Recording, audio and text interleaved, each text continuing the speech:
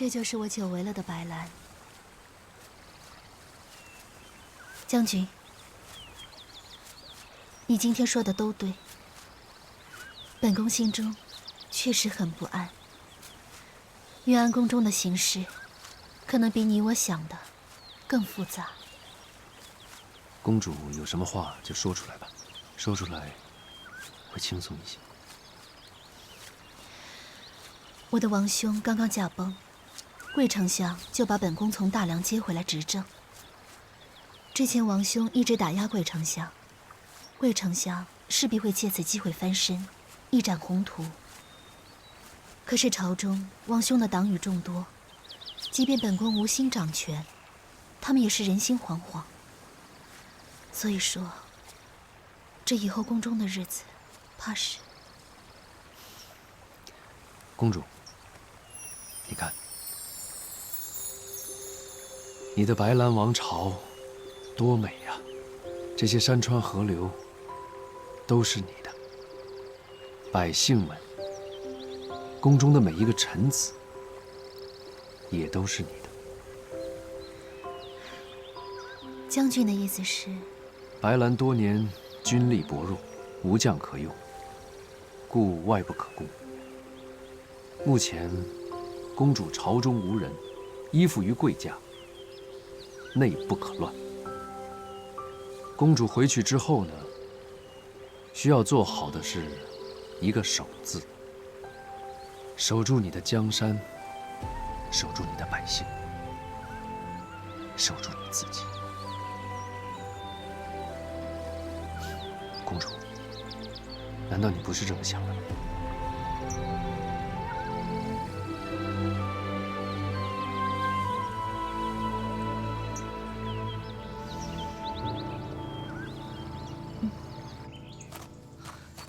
你们都是怎么找的？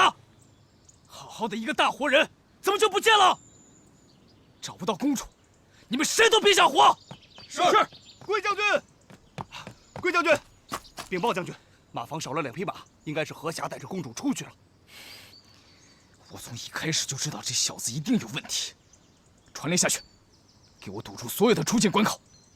只要在我白兰境内，我就不信抓不到你。是，公主。公主，醒得早，出去走一走，是什么事情让贵将军如此大动干戈呢？公主以后要出门，身边得有人保护啊。这是我白兰的境内，又有何将军的保护，有什么好担心的？休息片刻，稍后出发。是。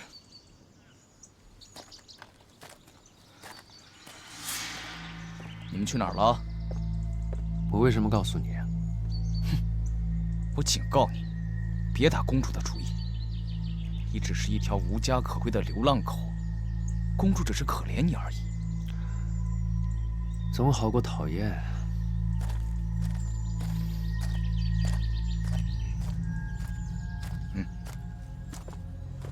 贵将军，在进云安城之前，把这小子给我处理掉。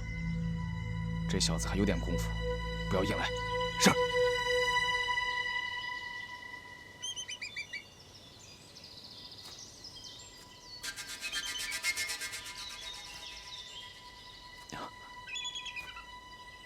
娘娘万安。此刻只有你我2人，父亲何必如此多礼？起来吧。是。新制的金丹果然有效，那昏王身体一天不如一天，一众太医也查不出个所以然来。楚北节如今出兵攻梁，不在朝中，我们何不趁机尽快动手？娘娘，要成大事者，必平心静气，不急不躁。父亲的意思是，请娘娘细细想想，朕北王如今虽不在朝中，但终有还朝的一日。即使我们动手成功了，只要他楚北节一回朝，必定会将矛头指向你我。我们此刻动手虽然能赢，但只要楚北捷一回来，一样是输。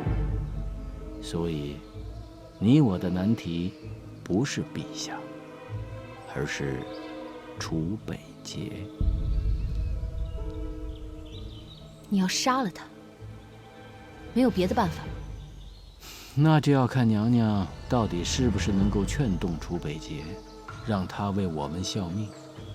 如若不然，斩草除根，势在必行。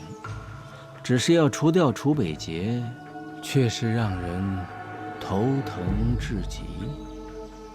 早知今日，何必当初？若我嫁的是楚北捷，父亲今日为何会头疼？以我现在的身份，要我如何去劝他为我所用？怎么？娘娘难道已经试过了？楚北捷怎么说？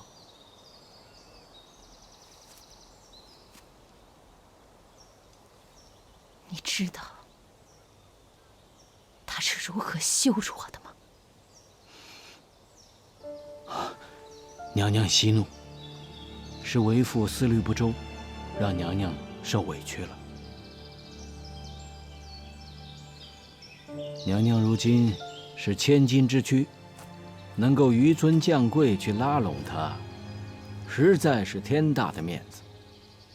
只怪那楚北捷不识好歹，罪该万死。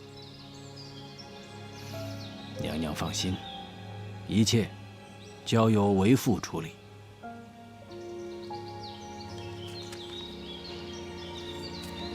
娘娘请看。这是梁王托人给为父捎来一封信，他竟有一个绝妙的主意。楚北捷现在正在与梁王开战，是下手的好时机。事情我已经交代给下面，娘娘放心，绝不会脏了娘娘的手。为父告诉你，只是让你心中有谱，必要之时，能替我牵线搭桥，推波助澜。借刀杀人？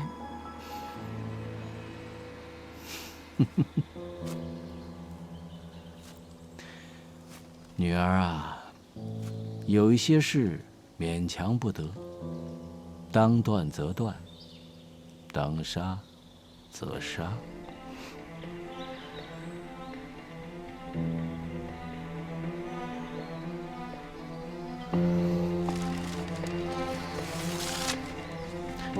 娘娘，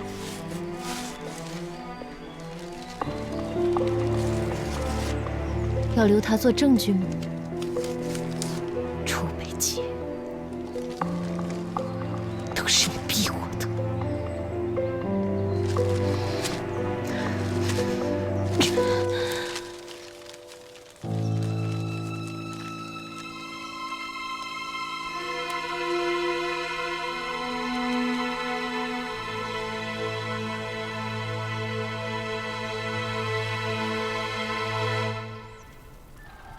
白姑娘，晋军就在东南方向50里外扎营，堪木城已经布防完毕。就算晋军进攻，我们也能抵抗一段时间。堪木城上下所有将士一定会不惜一切守城，就等姑娘的计划成功，大晋王宫内乱，楚北捷就会退兵。但已经2天了，晋军那边毫无动静，现在连我也猜不到他下一步会走什么样的棋。报，单将军，白姑娘，经我方侦查，晋军每天正常休息，但有一小波步兵每天清晨进入百里茂林，深夜才回来。又是百里茂林。楚北捷派人去百里茂林干什么？可有相关百里茂林和堪布的典籍？有，我回头让人给姑娘送过来。百里茂林，楚北捷做任何事情都有他的目的，我们也不能松懈。将军，可否立刻派1队士兵悄悄进入百里茂林查探？好，我立刻派人去查他。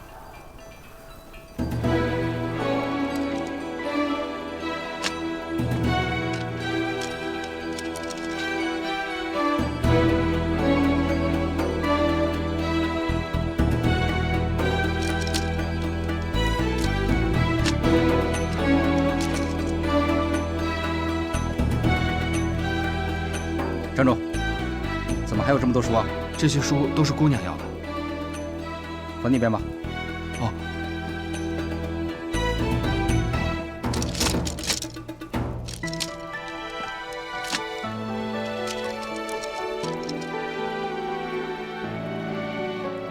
哎，姑娘看书好快呀。对，一目十行。先下去吧。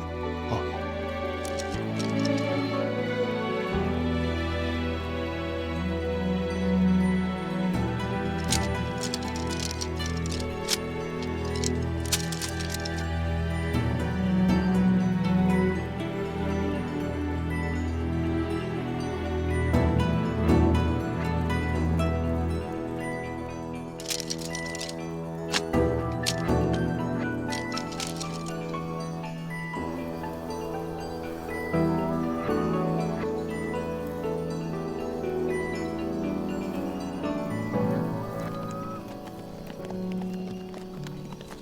千万不能马虎，一定要做好布防。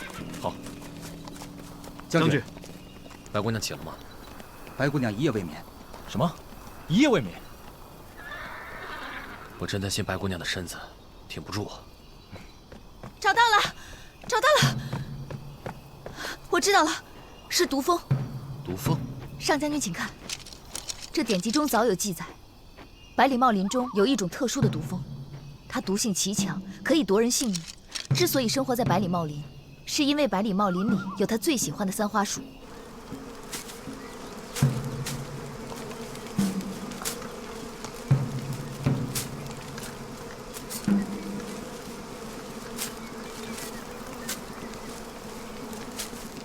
三花树毒液可以引发毒蜂狂性，用其汁液熬药饮用，却可以解毒。要攻城，只要将三花树枝用弓箭射进堪布，再放出大量毒蜂，守军将士必定死伤过半。等毒蜂进去后，晋军再上，即刻便可突破梁军的最后一道防线。不过，从前要进入百里茂林的人，都会以三花树枝叶煎药服用，以防备毒蜂袭击。只要晋军众将士预先喝下这种草药，就不用担心被毒蜂误伤。假如楚北捷想用毒蜂攻击我军，一定会命人暗中砍伐树林。而为了避开我们的探子，他们就必须就地熬制解药。竟然还有这样的计策！是啊，这样的计策听起来虽然匪夷所思，但这也恰恰是他最可怕的地方。楚北捷最擅长的就是因地制宜，擅长用最少的兵力达到最好的效果。战神这个名号也不是浪得虚名的呀。沙场上能和这样的良将为敌，也不知道是幸运还是不幸。那接下来我们该怎么办？是。将军，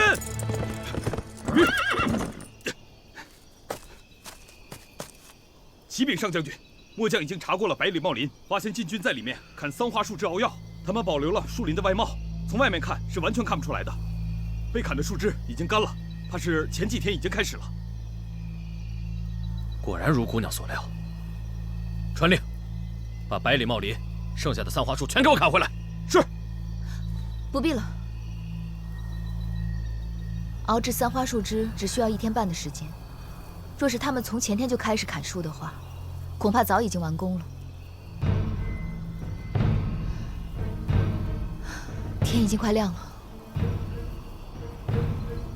那姑娘的意思是？上将军也不用担心，娉婷从姑臧出发的那一天，就已经料到会有今日。在战场上遇到楚北捷的人，没有一个是不头疼的。我们不会是第一个，也不会是最后一个。这么说来，上将军必须要在堪布城找到一张琴，不缺弦，可以弹的琴。什么？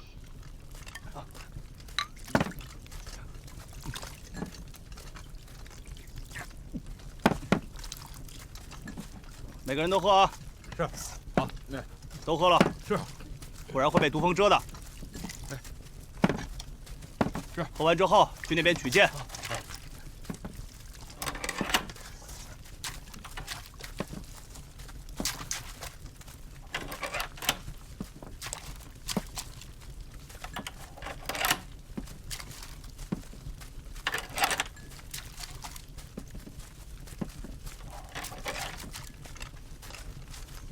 都带上啊！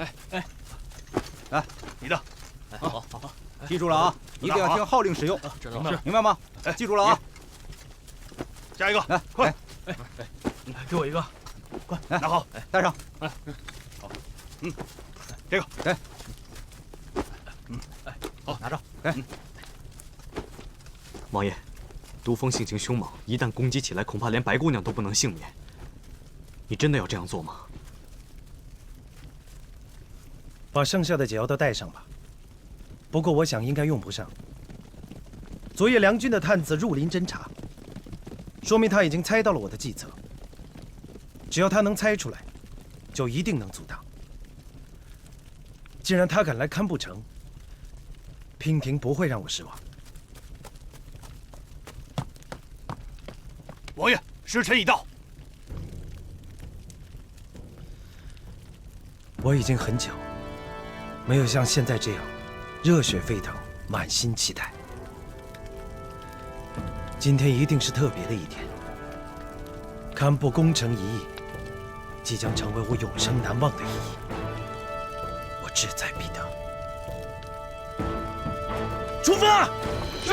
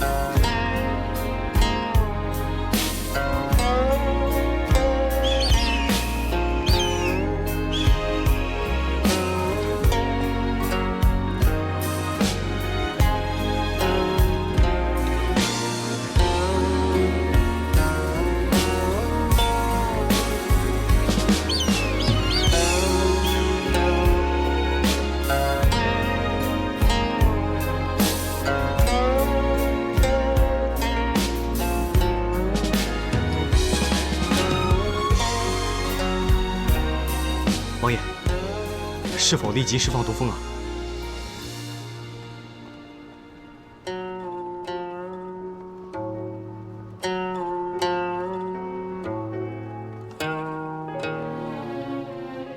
暂缓。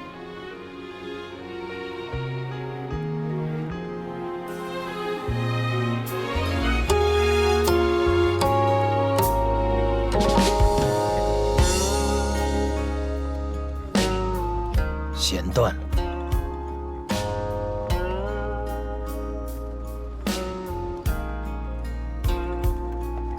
王爷，这是第2根了。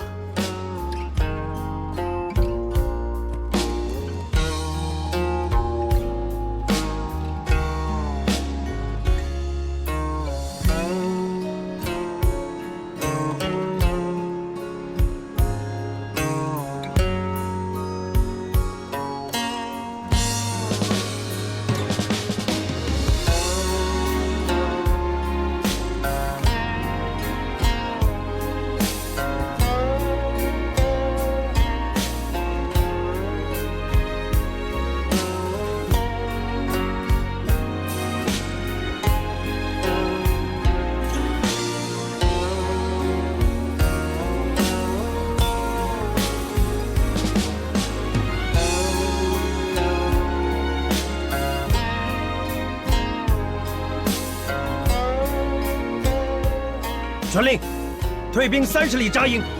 是。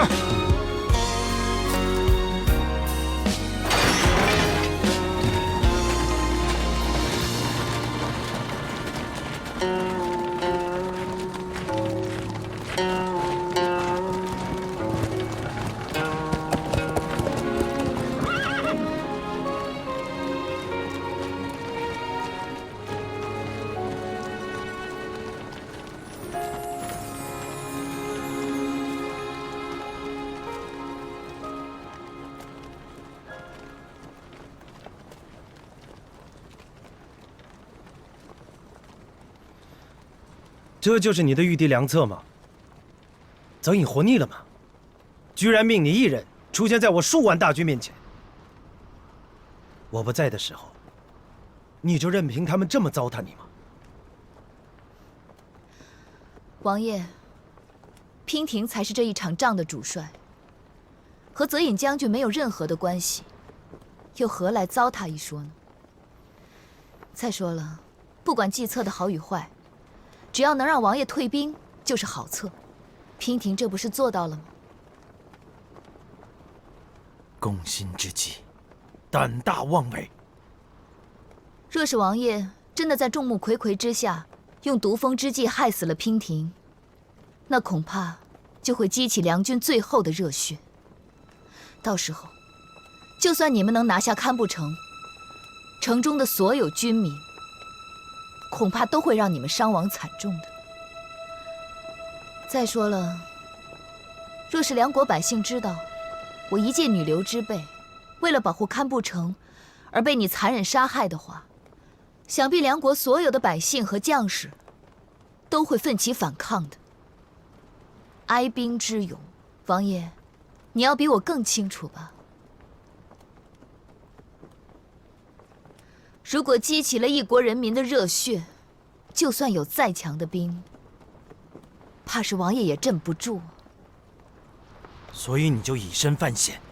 若不是王爷剑走偏锋，娉婷也不会出此下策。确实是下策。你在逼我退兵的同时，也对全天下通告了我楚北节的致命伤。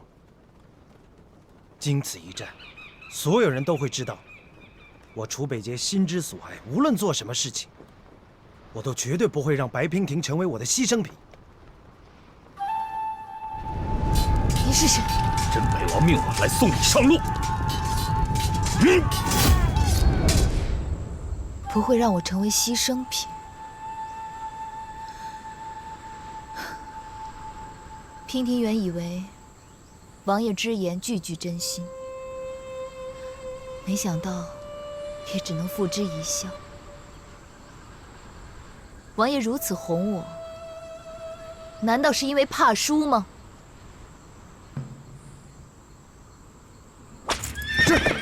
这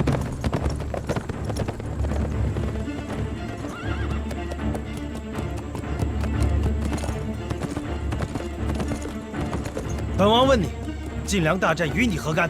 为什么要帮大梁人？大梁并没有去截杀大晋的商队。没有？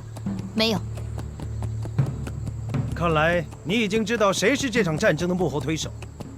若是大晋主公无心侵占，又有谁能推得动呢？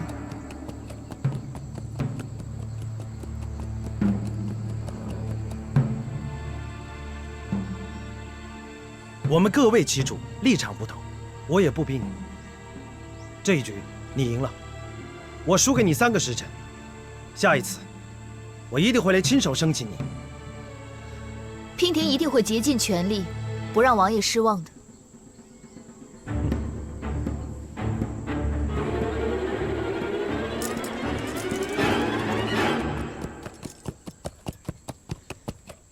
堪布城已经是一座空城了。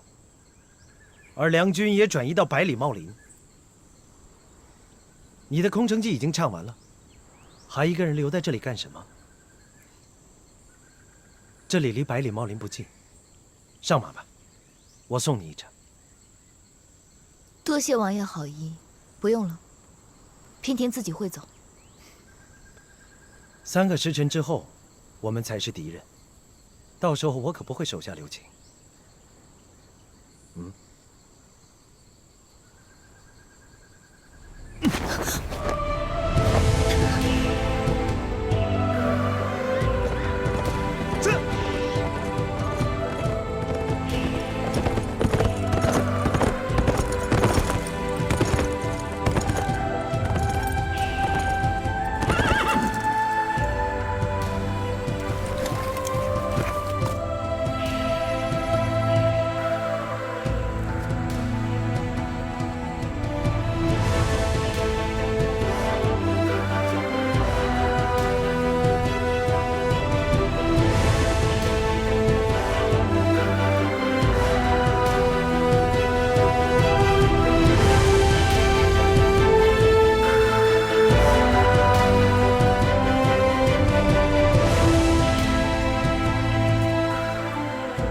去吧，就送你到这儿了。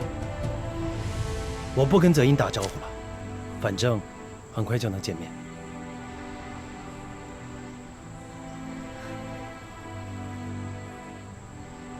怎么？这么看着我，舍不得？还是想跟我一起走？我只是在想，你是我遇到过的最可怕的敌人。完全看不透你心里到底在想什么。我的心对你完全敞开，就看你愿不愿意进来看看。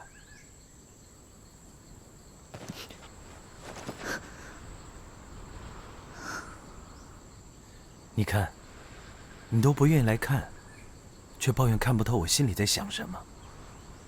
两军对垒，你我是双方主帅，还请王爷不要再胡言乱语了。我对你说的每一句话都是真的。你好自为之吧。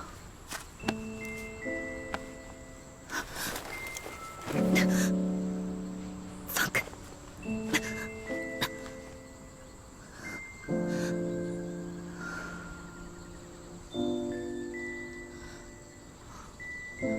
楚北杰，你救了我这么多次，我欠你的太多了。若是这一战，你真的因我而死，我一定会随你一起去，把这条命赔给你。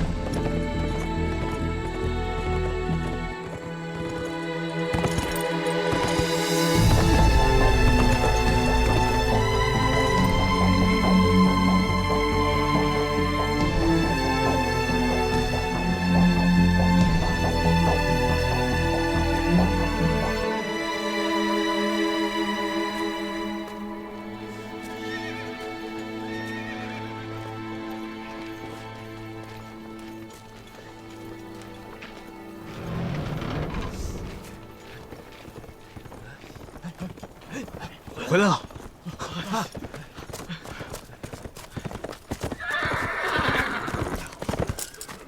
王爷，你可算是回来了。刚才白姑娘那招真是太险了。假如王爷出手，岂不给世人留下用毒物加害手无寸铁女子的印象吗？王爷一代名将，光明磊落，一旦蒙羞，那岂不是严重打击了我军上上下下如虹的气势吗？真想不到，白姑娘不出手则已，一出手便不留余地。还好你没有下令攻城。即使没有这些理由，本王也不会下令攻城。失去白娉婷，将是我楚北杰最大的遗憾。区一座堪布城，怎么能记他半根头发？不，那王爷，那咱到底打还是不打呀？打！3个时辰之后出兵。不对啊，王爷。即使不用毒蜂，只要白姑娘孤身站在城楼上，我们便发动不了进攻。仅仅是射在城楼上的乱箭，也能置她于死地啊！谁说我们要攻城了？啊？不攻城了？命所有士兵备足粮草饮水。我们要进入百里茂林。百里茂林？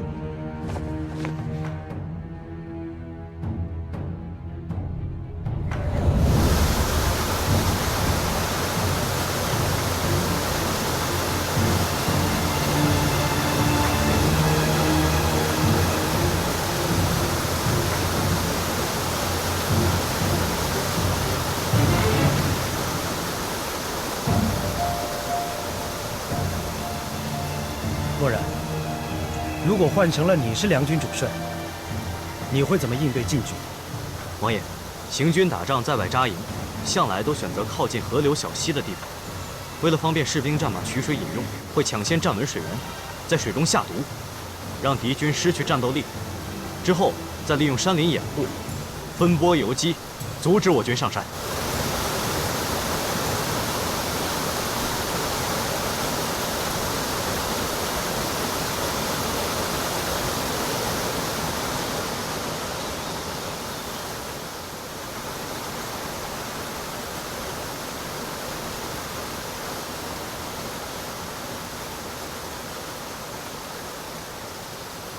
上将军，白姑娘，楚北捷已带人入林，现已至点清峰山下。点清峰下，我刚正与上将军商量，他在点清峰山顶扎营作战。这里便是点清峰6条清泉的水源。若寒将军，你现在立刻派人去山腰处，在这6条清泉中下毒，断了敌军的水源。白姑娘好计策。楚北捷出入百里茂林，对当地的地势并不了解。我们在他们弄清楚之前，先在水中下毒，一旦断其水源，他们一定支撑不了多久。到时候无法找到无毒的水源，怕是军中只会奄奄一息，军心涣散。到时候我们在天色的掩护下率军杀入，也让楚北捷尝尝我们大梁男儿的厉害。点清峰是百里茂林的制高点，也是山中所有水系的源头。梁军帅帐定会驻扎在山顶，传令下去，禁止任何人饮用山间泉水。战争，战的是人，算的是心。我这一招啊，若是用在别人的身上，定能成功；可若是用在楚北捷的身上，我也没有几分把握。姑娘，为何用在别人身上可以，用在楚北捷身上就不行呢？只因为他是楚北捷啊。若我们的对手不是楚北捷，早就不用在这里苦战了。百里茂林沿堪布山脉延绵近百里，范围极广。即便梁军有5万之多，可一旦藏进茂林之中，若按寻常方法寻找，我们要知道他们的踪迹也难如登天。楚北捷思虑周全，他出来堪布，就在百里茂林吃了我一次亏，之后就立刻想到用百里茂林来反攻，还想到了用毒蜂攻城这个计策，害我们险些中计。如今他又怎么可能不派人先探查清楚，掌握百里茂林的地形？漠然，你将我军兵力分为6支，互为掩护，互通信息，分别沿点清峰的6条水脉建立营地，但不能扎营。梁军必定会派探子在外有意，我们只需要在他们面前出现，他们就会主动来袭，等蛇出洞，给他一个迎头痛击。若是我们以为仅仅占据了一个水源就能让楚北捷栽跟头，那今晚被俘的可能就是我们。姑娘说的对，是我们想的太少了。将军，还请你立刻派几拨人出去探查敌军在哪里扎营，一旦有消息就立刻汇报。越是在这个时候，我们就越是要仔细小心。王爷，这是诱敌之计，风险也未免太大了吧？即便我军沿着河流建造营地，这也只是在撞运气，更不可能知道他们在短时间内会攻击我们。王爷，此计最适合与敌军周旋，但是我们的粮草和饮水都很有限，一旦耗尽，岂不是正中敌人的下怀吗？王爷，为什么不速战速决？如果能不战而速决，岂不更好？不战速决？除此之外，我军还应该派出小股的队伍，在山林里四处散开，去搜索敌军的踪迹。一旦发现敌营，就从四面八方开始骚扰，这样也可以模糊敌军的视线，让他们不知道我们到底在哪里扎营。在骚扰之下，也可以让敌军分身乏术，以拖延时间。我们已经切断了敌军的水源，再加上这样的拖延战术，此战便已胜了大半。若寒明白。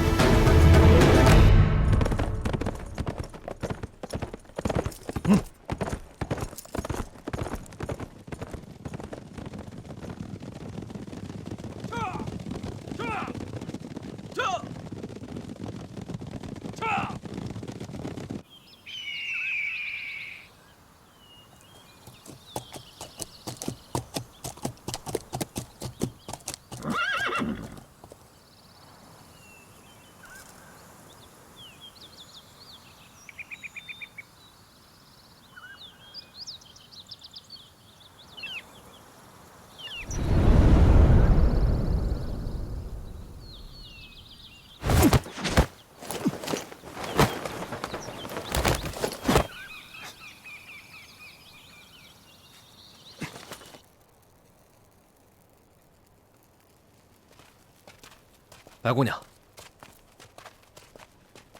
怎么样？有什么消息吗？刚得到消息，说是在点青峰山下有很多禁军的营地。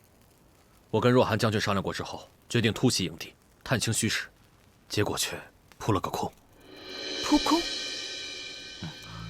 我率兵过去的时候，营地已经空了，只有一些刚搭建起来不久的锅灶，堂子里还是热的，应该刚烧过火。一开始我认为这只是巧合。可是接二连三都遇到这样的事情，真是邪了门。白姑娘，禁军神出鬼没，咱们的士兵都开玩笑说，难不成禁军会遁地之术？这世上哪有通天遁地之术啊？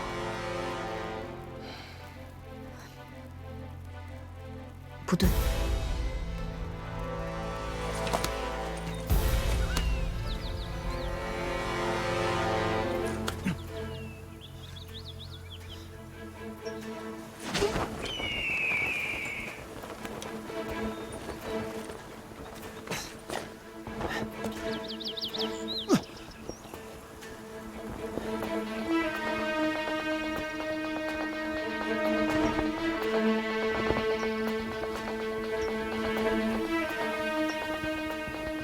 白姑娘，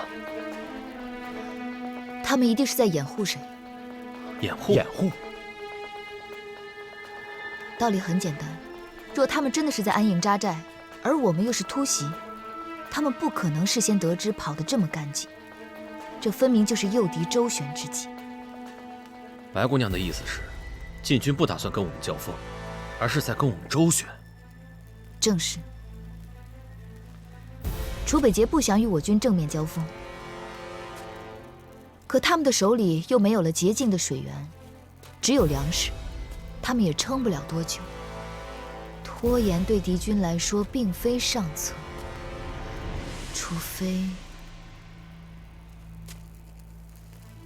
除非他们是在声东击西，吸引我们的注意力。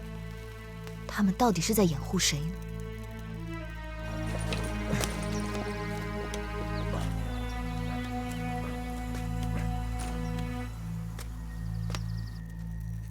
白姑娘会不会想太多了？说不定只是敌方的哨探比较厉害，早就已经探知了我军驻扎的地方，从而得知我军的动向呢？不怕一万，就怕万一。既然楚北捷已经猜到了我们在水源中下毒，就必然会猜到我们定会给自己的军士留下水源。而这一路算上来，真正的点青峰水源上游，就是这点青峰山顶。如果我是楚北捷，必会直指着点青峰山顶而来。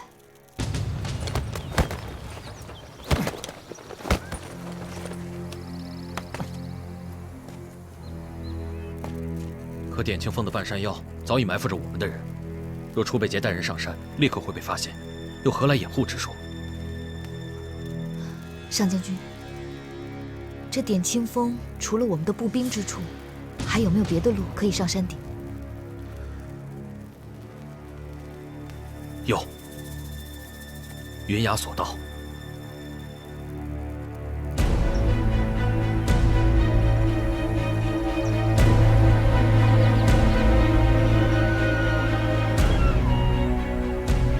云崖索道直通点清峰峰顶，但索道狭窄，再加上山间湿滑，峡谷风大，十分危险，早已被废弃。如今只是猿猴已兽的捷径，要想过军队，是万万不可能的。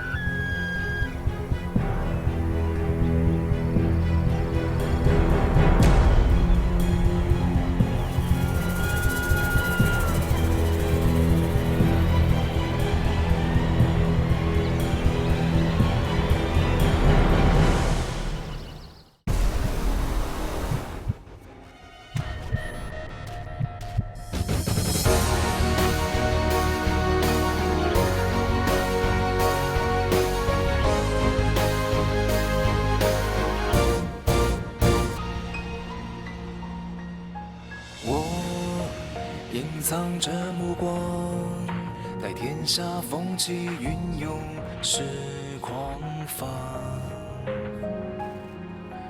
我自伤于之孤芳，可天涯何处有你的发香？天微亮，遥远北方，是烽火烧尽城市，灿烂过往。你语言的沙场，有爱上流淌在黄土之上。为战而战，为生而唱，为你抵挡。对月仰望，对天呐喊，对你疯狂。盔甲肩膀，荒凉悲怆，别忘记我模样。无我，无名，无常。从此随我的心事，从此断茫茫归途。边缘小巷最深处，我回首来时路，何来繁华的嚣张？烈日当空，心灼伤，我永不降服。为战而战，为生而唱，为你抵挡。对月仰望，对天呐喊，对你疯狂。盔甲肩膀，荒凉悲怆，别忘记我。